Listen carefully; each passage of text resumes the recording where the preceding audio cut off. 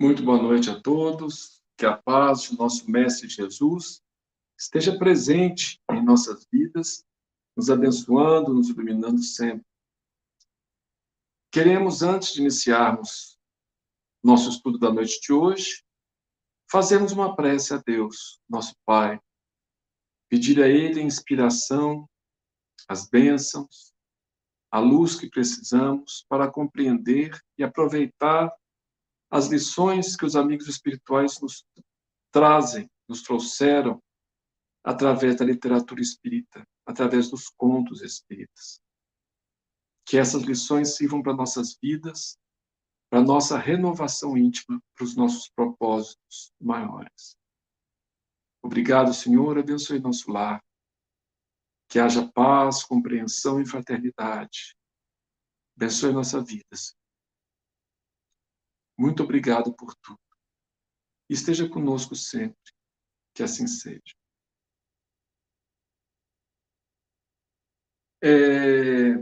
Hoje, então, continuando nosso estudo do livro No Roteiro de Jesus, coletânea de histórias de Humberto de Campos, do espírito Humberto de Campos, sobre Jesus, que ele ditou ao médium Chico Xavier, em vários livros, e aqui uma coletânea.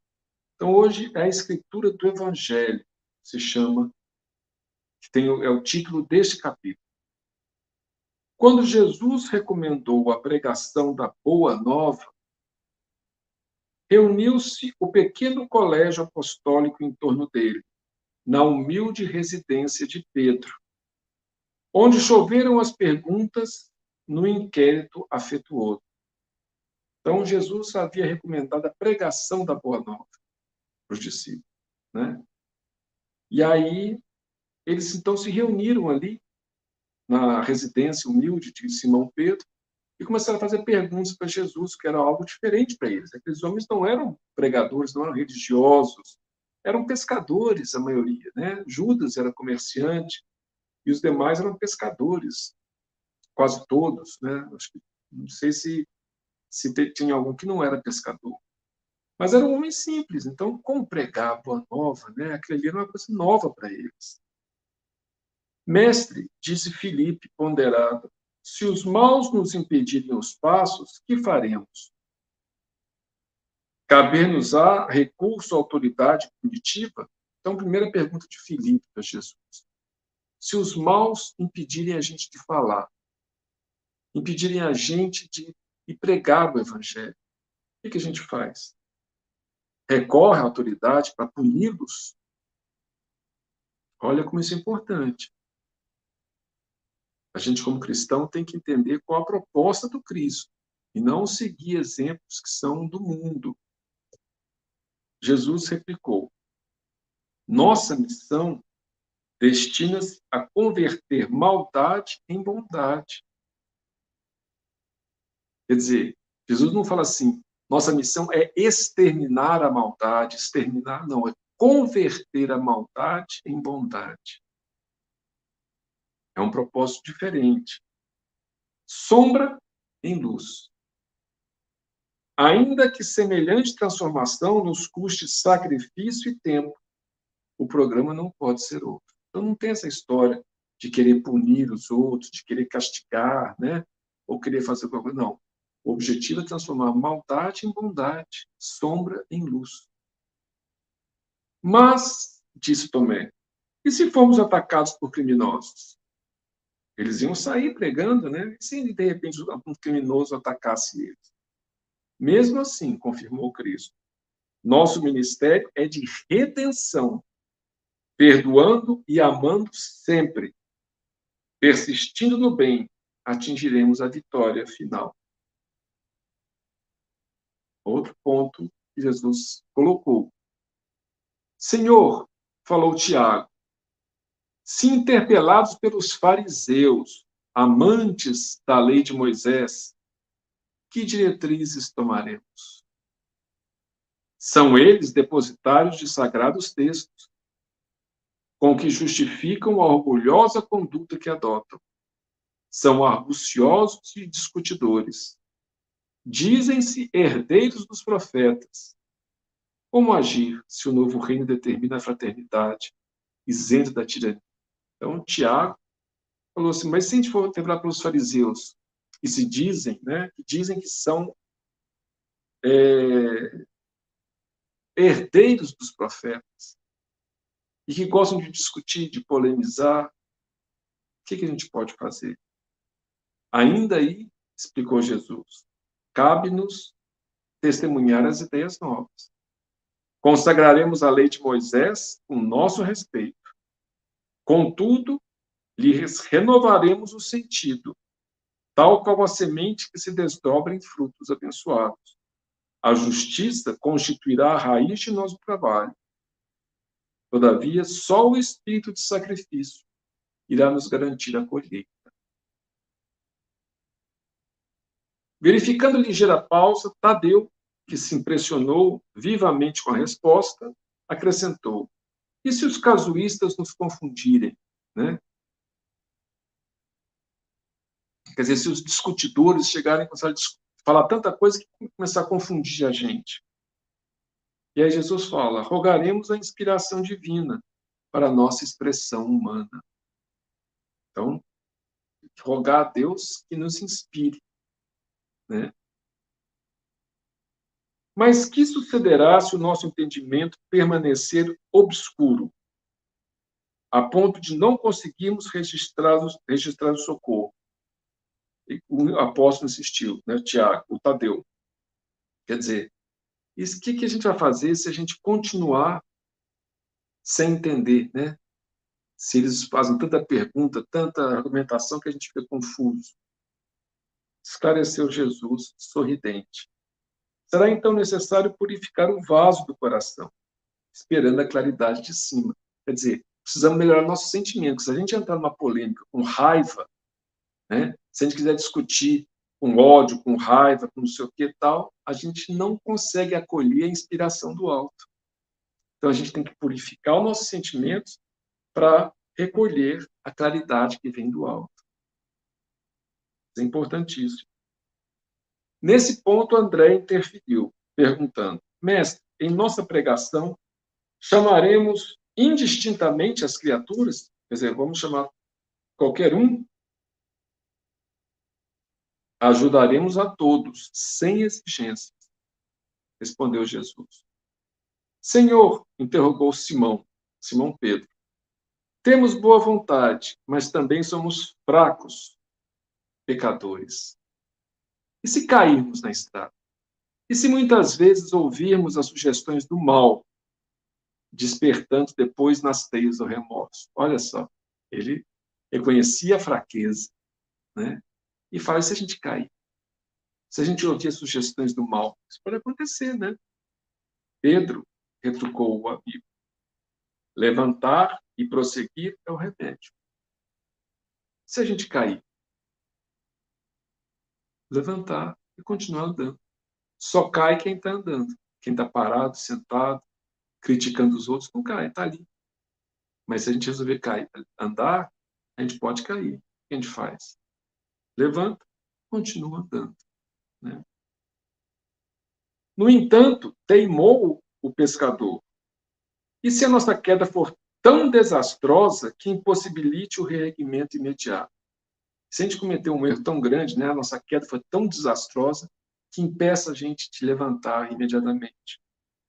Rearticulemos os braços, remendaremos o coração e louvaremos o Pai pelas proveitosas lições que houvermos recolhido, seguindo adiante. Então, ele comparando com uma queda, né, de uma pessoa, né, então a gente rearticula os braços, remenda o coração, né, agradeça a Deus pelas lições e segue adiante. Nada de olhar para trás ou de parar. E se os demônios nos atacarem? Interrogou João. Nós os atrairemos à glória do trabalho pacífico.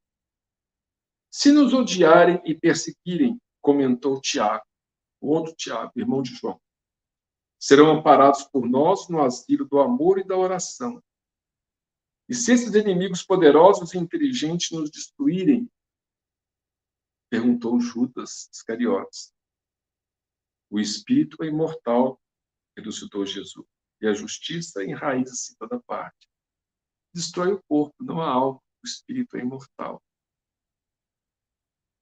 Foi então que Levi, o apóstolo Mateus, homem prático e habituado à estatística, observou: Senhor, o fariseu lê a Torá, baseando-se nas suas instruções. O saduceu possui rolos preciosos a que recorre na propaganda dos princípios que abraça.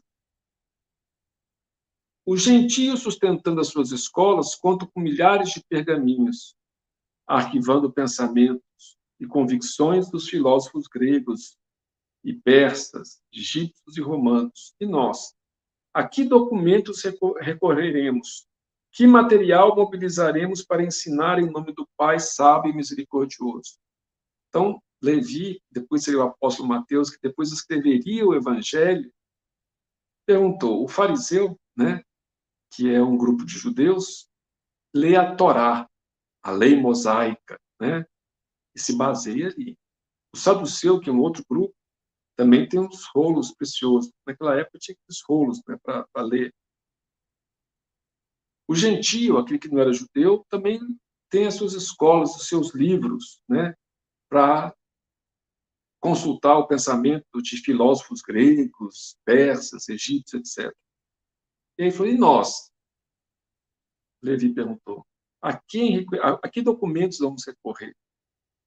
O mestre meditou e falou: usaremos a palavra quando for necessário, sabendo, porém, que o verbo degradado estabelece o domínio das perturbações das trevas. Então, vamos usar a palavra sempre que for necessário, mas tomar muito cuidado, porque o verbo degradado, quer dizer, se estiver impregnado de raiva, de rancor, de inveja, de prepotência, enfim, degradado, quer dizer, saiu do campo do bem, ele pode levar a perturbação e trevas. Nos valeremos dos caracteres escritos na extensão do reino do céu. No entanto, nós vamos nos valer do que já foi, que pode ser escrito. Porque naquela época não tinha nada escrito ainda, Ele seria o primeiro a fazer as primeiras anotações, que inclusive foram usadas por outros evangelistas. No entanto, não ignoraremos que as praças do mundo exibem numerosos escribas, cujo pensamento escuro fortalece o império da incompreensão e da sombra. Então, as praças estão cheias de pessoas com rolos, com pergaminhos, com escritos, e que fortalece a incompreensão e as sombras. Utilizaremos, pois, todos os recursos humanos no apostolado, entendendo, contudo, que o material precioso de exposição da Boa Nova reside em nós mesmos. O próximo consultará a mensagem do Pai em nossa própria vida, por nossos atos e palavras, resoluções e atitudes. Pousando a destra no peito, acentuou Jesus: a escritura divina do Evangelho é o próprio coração do discípulo. É por isso que precisamos transformar o nosso coração, colocar nele a compaixão, a piedade, o amor, a benevolência, para que as pessoas, lendo o Evangelho, lendo a mensagem espírita, e olhando para nós para falar: não, aquela pessoa é coerente e busca seguir o que está escrito aqui. Então, é assim que verdadeiramente o Evangelho evolui, não só pelos escritos. Pelos escritos, muitas vezes ficamos presos só a discussões, a reflexões, a filosofias, mas é quando resolvemos aplicar em nossa vida. Por exemplo, precisamos perdoar. Então, a gente se esforça e perdoa. E se alguém está vendo a gente, ou encarnado ou desencarnado, está vendo o nosso esforço, aquela pessoa, aquele espírito pode mudar também, vendo o nosso comportamento, vendo nossa atitude, vendo o nosso esforço, a nossa coerência. Então, a escritura divina do Evangelho é o próprio coração do discípulo. Os 12 companheiros entreolhavam-se admirados, e o silêncio caía entre eles, enquanto as águas cristalinas, não longe, refletiam o céu azul, cortado de brisas vespertinas, que anunciavam as primeiras visões da noite. Então, aqui a gente vê que Jesus falou que a gente pode usar todos os recursos. Se fosse hoje, por exemplo, né, a gente pode usar a internet, a gente pode usar o rádio, a televisão, o cinema, tudo isso é importante, mas o mais importante é que cada um que quer realmente levar a mensagem do reino de Deus, procure colocá-la primeiro em seu coração. Se torne pacífico, se torne bondoso, caridoso, dentro das nossas limitações, obviamente. Mas a gente procura vivenciar aquilo. E ao fazer isso, nós estamos auxiliando muito mais o evangelho do que, às vezes, fazer uma palestra para uma multidão inteira, mas sem esses sentimentos nos nossos corações. Então, essa é a mensagem. Também não é uma mensagem muito longa, uma mensagem relativamente curta, mas que serve para a nossa reflexão. Nós temos colocado o evangelho em nossos corações? A gente tem buscado vivenciar, buscado mudar os nossos sentimentos, que são as fontes, né, de todo o nosso comportamento, vem da onde nós sentimos. Então, o que nós carregamos no nosso coração? Amargura, revolta, vingança, desprezo? Ou estamos buscando carregar compreensão, bondade, ternura, benevolência, perdão? Ao transformar nosso coração, nossa maneira de sentir e de ver, nós mudamos a nossa vida. E aí sim, nós mesmo, a partir do momento que a gente vai falar do evangelho, a gente fala com uma autoridade diferente, com uma vibração diferente, uma energia diferente, que toca muito mais o coração das outras pessoas.